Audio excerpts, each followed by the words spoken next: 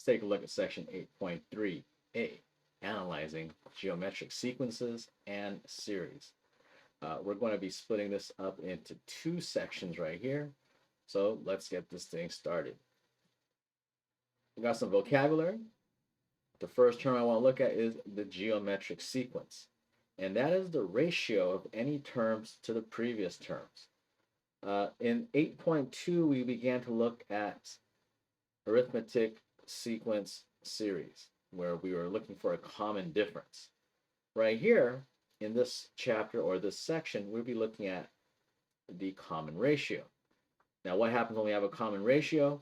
You are multiplying or dividing each term by the same.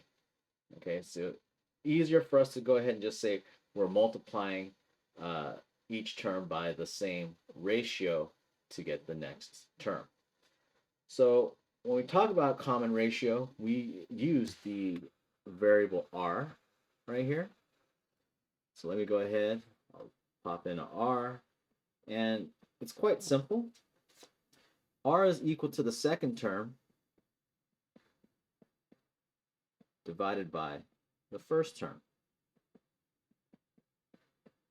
And that will get you your common ratio. When we talk about geometric series, which we'll look in part 2, that's when we take the sum of the geometric series. All right, so moving along, you've got the rule for a geometric sequence. So make sure this right here, you got to memorize it, okay? Just like the rule for the arithmetic sequence, the rule for the geometric sequence happens to be a sub n is equal to a1 times r raised to the n minus 1 power. So make sure you memorize this. So what goes in place right here is we have to always know what a sub 1 is, or the first term. After that, you got to figure out, well, what is the common ratio? And if they give you a list of numbers, take the second term and divide it by the first term, and then you'll find yourself r. All right? And then you just plug things in and leave n alone, especially if we're trying to find the rule for the nth term. The sum of a finite geometric series, we'll come back to this in 8.3b. So let's take a look right here at some of our examples. So in example 1, okay, extra practice. Let's it says tell whether the sequence is geometric, then explain your reasoning. So what I want to look is, for me to get to each term, what am I multiplying by? Am I multiplying by, right here, it looks like, luckily, you're multiplying each one by 3, right? To go from 4 to 12, multiplying by 3. From 12 to 36, multiply by 3. 36 times 108, that's times 3. And then 108 times 3 gets me 324. So what I realize here is that we do have ourselves a geometric series or sequence. And so we have ourselves geometric, and the common ratio, once again, in order for us to find the common ratio, take the second term divided by the first term, and our common ratio happens to be 3. Okay. You could take the third term and divide it by the second term. As long as you have it two terms in consecutive and you divide them, you should be able to find common ratio. But don't automatically assume that you do have yourself a common ratio unless you went ahead and checked each and every one, okay, by doing what I just, something as simple as what I just did right here in example 1. Okay, let's move on to number 2. So when I look at the terms, I got 45, 40, 35, 30, 25. It's decreasing by 5. That right there is not a geometric sequence. All right, because once again, if I take a look, to go from here, I subtracted 5, minus 5, minus 5. And there is no way you can go from 45 to 40 and then multiply that by the same ratio or fraction and get 35, 30, and 25. Okay, it's just not possible. So this one, we will go ahead and say it is not geometric. Rather, it is a not geometric. Ratios are not constant, but rather we have ourselves a arithmetic sequence, common difference of -5. All right, so now we take a look at number 3. Things like a little funky here because we got decimals, but have no fear. We want to, once again, we take a look, see if, all right, let's see what the common ratio should be. Okay, so that will be the first thing, and let's see what R is, because right here, I'm not that good with decimals, so I would imagine maybe divide by 5 or so, but let's 5 or 6, but let's see what it is. Okay, so if I take R or find R and I take 7.8 and I divide it by 1.3. Okay, so let's take 7.8 using my trusty calculator, divided by 1.3, I end up with 6. Okay, so let's see. If I take 1.3 times 6, that gets me 7.8. So let's take 7.8 and multiply it by 6. And guess what? It equals 46.8. Let's try for good measure. You want to keep trying it again, making sure that they all work out right here. But if I take 46.8, multiply it by 6, I get 280.8. Let's take 280, multiply that by 6 as well. And let's see, do we get 1684.8? I get 1684.8. So things are good right here. I've got myself a common ratio. This happens to be a geometric sequence. All right, marvelous. Let's take a look at the next one, number 4. We're dealing with fractions right here. I'm looking at the numerator stays the same. The denominator keeps increasing by 2. So there's a good chance that this happens to be a geometric sequence, but let's find what R is. Remember, R is the second term divided by the first term. And when we learned the other chapter is when we're dividing fractions, multiply by the reciprocal. And so I take 3/4 and then multiply that by right here. Sorry, that's not the reciprocal. The reciprocal is going to be 2/3. And so I end up with -6/12, which ends up equaling -1/2. So let's figure out, okay, if I take 3/2 and multiply that by -1/2, hey, I get myself -3/4. -3/4 times -1/2, that gets me now a +1/8. And so it looks like the signs are changing nicely. Everything else is working out good. You can take 3/8, multiply that by -1/2, and you now have -3/16. So we once again right here, we've got ourselves a geometric sequence. All right. Let's go ahead. Next up, we want to write the rule for the nth term. Okay? So remember, we talked about the equation that we use to find the rule of the nth term when it's geometric. And I'll start off right here and put this down. A sub n is equal to, we have ourselves a1. And then in parentheses, we're usually put r, okay? And then we have to the n minus 1 power. Okay, so make sure that r does stay in the parentheses right there.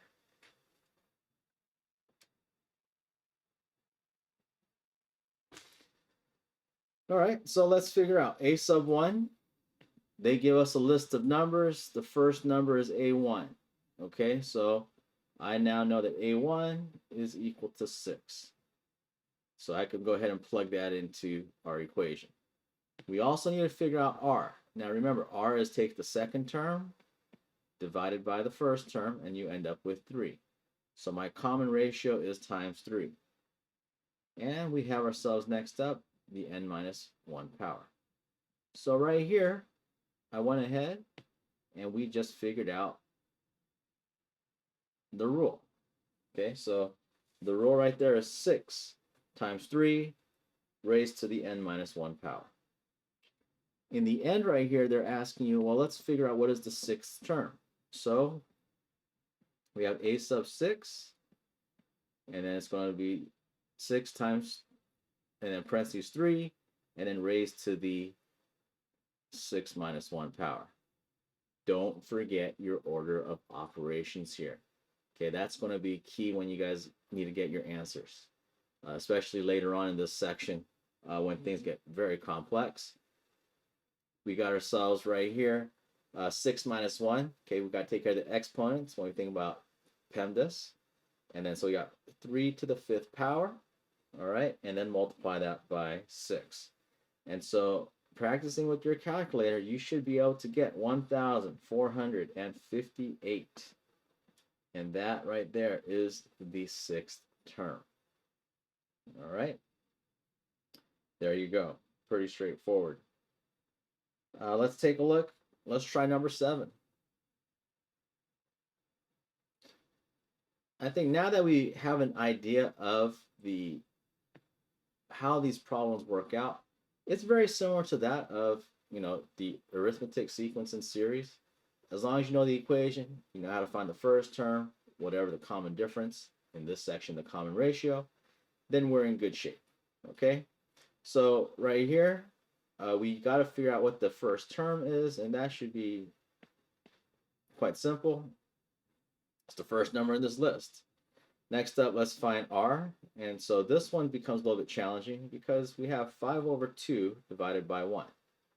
But remember, when we're dividing by a fraction, we multiply by the reciprocal, and the reciprocal of 1 is 1. So we got ourselves 5/2 times 1, which ends up equaling 5 over 2. And that right there is your common ratio. So actually, this problem doesn't seem too bad, right? So we got a sub n. We're going to write the rule. We got a1 is 1. We probably don't need to write that, but we'll do that for this example. We have our common ratio, 5 over 2 raised to the n minus 1 power. So after this, we have to find the sixth term. And this is where things might get a little dicey. Once again, making sure you use your order of operations. Take 6 minus 1 first. So we got 5. And then you got 5, 6. Raise that to the 5th power. And then, depending on your calculator, it looks like big ideas, at least in this section, they want exact answers. And then make sure you simplify things out. Okay? So you take right here, you got 5 to the 5th power. That becomes 1,000. Whoops. I don't know what's going on right there, but that shouldn't be, it should be 5 over 2. Sorry. And then when you take 2 to the 5th power, you end up with 32. All right. And there you go. This right here is your sixth term. All right. Moving along. All right, so when we take a look at problem 9 and like problem 10, they're kind of asking the same thing. All right, if you want to come up with the rule for the nth term, we have to figure out what the nth term is first, okay, or the first term. So how do we do that? Okay, so we got a few things we got to put together. Let's start with number 9. Okay, so we want to write the rule for the nth term where 8 is equal to 384 and r is equal to 2. Let's start off right here. Remember, a sub n is equal to a1 times r, and then we got the n minus 1 power. Luckily right here, or I guess part of the challenge here is because they didn't give us the first term, we have to figure out and solve for the first term given the eighth term. So what I'm going to do is, we have, instead of a sub n, I know what n is going to be. That's going to be the eighth term. And so I want to go ahead right here and put 384. A sub 1, that's unknown. So we'll leave that as is. They give us r, the common ratio, that's 2. And then, remember, this is the eighth term. So what I want to plug in right here is 8 for n, and then minus 1. Let's go ahead, let's simplify things out. I've got 384. That's equal to a sub 1. And then let's take 2 to the 7th power. And that becomes 2 times 128. So if I want to get a sub 1 by itself now, all I need to do right here is divide both sides by 128. And so by dividing both sides by 128, 184 divided by 128, it is 3. And now we figured out the first term. We figured out the first term, but they want to know what's the rule. So the rule right here, let's go ahead. We'll take a sub n. That's equal a1, which we found is 3. They gave us r, and then we raise that to the n minus 1 power. So this right here is your rule. Now, after this, now that we know the rule, they do ask you to graph and find the first 6 terms. So what you would have to do next is plug in 2 for n, plug in 3, 4, 5, all the way up till you get the 6th term, and then you graph it. Okay? I will leave the rest to you. I think you know how to graph and you know how to find the rest of the terms. So now let's go to the last problem of this section. This is where this is the most complex question of them all right here in part A. So they give you 2 terms, but they don't give you the first one. So if you recall in the arithmetic series, when they gave us 2 points or 2 terms, but it wasn't the first one, we had to come up with 2 equations. And we have to either substitute or use the addition method. But in this one, you're going to be substituting, okay? There's no ifs, ands, or buts about that one. So let's take the first term, or the third term, okay, so it's not the first one. Let's plug things into our equation. Just like in problem number 9, we know what the third term is 54, and that's going to be equal to a1 times r, and then we have 3 minus 1. So let's start with that right there. And let's go ahead. I want to simplify things out. I've got 54 is equal to a1, and then this is r to the 2nd power. I want to get a sub 1 by itself. Okay, so what I want to do next is divide both sides by r squared. And so now I know what a1 is. I'm going to go ahead right here, put that as 54 over r squared. Let's next up repeat this process with the 6th term that's given. Okay, so our 6th term is equal to 1,458. And then we're going to set that equal to a sub 1. And then right here, we've got ourselves r to the 6 minus 1 power. And now what I'm going to do is take a1 from the first part and substitute that in to the second one. So let's rewrite a few things. Okay, so the next part is substitution. I'm going to take that a sub 1, which is 54 over r squared, and then we have ourselves right here r to the 5th power. So at this point, luckily, we can do some canceling and simplifying. And so let's do that next. When I take this r squared and r to the 5th, that'll cancel this. And instead of being r to the 5th, that will now be r to the 3rd. Okay, so let me rewrite this. Let's kind of clean things up right here. 458 is equal to now 54 r to the third. So we got to get r by itself, okay? So in order for us to do that, let's, hopefully you realize, let's take 54 and divide that to both sides.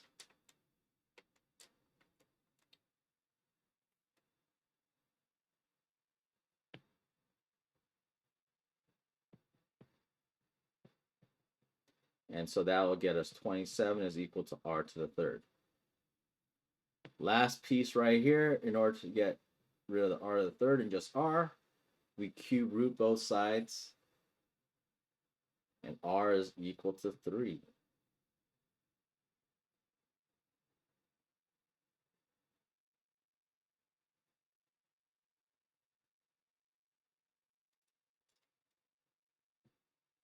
But we're not quite done yet. We got to figure out, well, what's the first term? So the easiest way for us to do that is take 3, let's plug it in over here, and let's go, we have 54 over 3 to the second power, and that equals a to the first. And 54, 3 to the second is 9, so 54 divided by 9, that gets us 6. So we got to put it all together now, and let me go ahead and put it over here to the right. We have a sub n is equal to a1, which is 6. We have r, and we put in parentheses, and then to the n minus 1 power. And there you go. We have now found the rule for the nth term. Okay. Let's try one more right here, number 11 for you guys. One for good measure. So I'm going to go ahead and erase some of this stuff.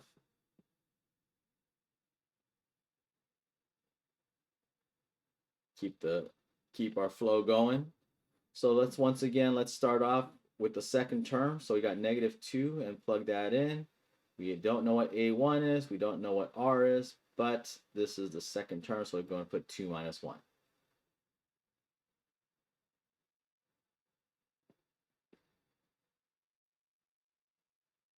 That'll get simplified down to r to the first, and then we're going to get a1 by itself, so we'll divide both sides by r, and a sub 1 is equal to -2 over r. Let's repeat that same process with the fifth term. So we got 2 over 125, and then that is now equal to a1 times r, and then we have 5 minus 1, because it is the fifth term. So let's do some housekeeping. Let's go ahead. Remember, at this point, I'm going to do some substituting. And I'm going to substitute -2 over r in right here. And then that is now raised to the fourth power.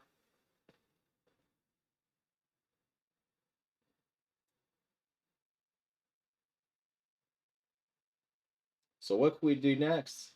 Next up, let's take, looks like, let's see. Oh, I am missing one thing. Good thing I caught that. Or else this will be a whole lot of fun. Not really, because we'll be in a whole lot of trouble. So then it's times r to the fourth power. I forgot that r right there. So next up, let's go ahead and simplify things out. And so I got 2 over 125 is equal to -2 r to the third. We'll go ahead and divide both sides by 2 next. All right. So when I divide both sides by -2, you do have to once again multiply by the reciprocal, which ends up being -1/2.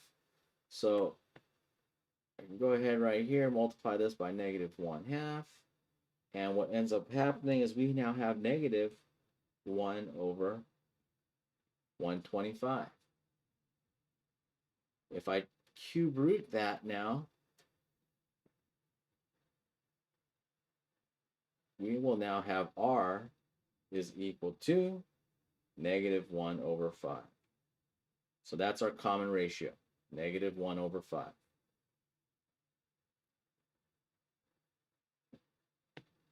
So finally, I want to go ahead. We got to find what a sub 1 is.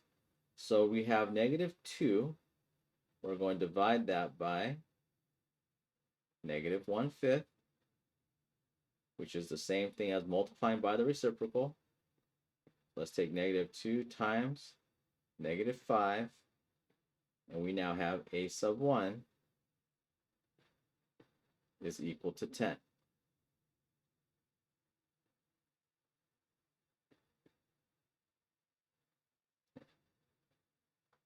So now let's go ahead and put everything together.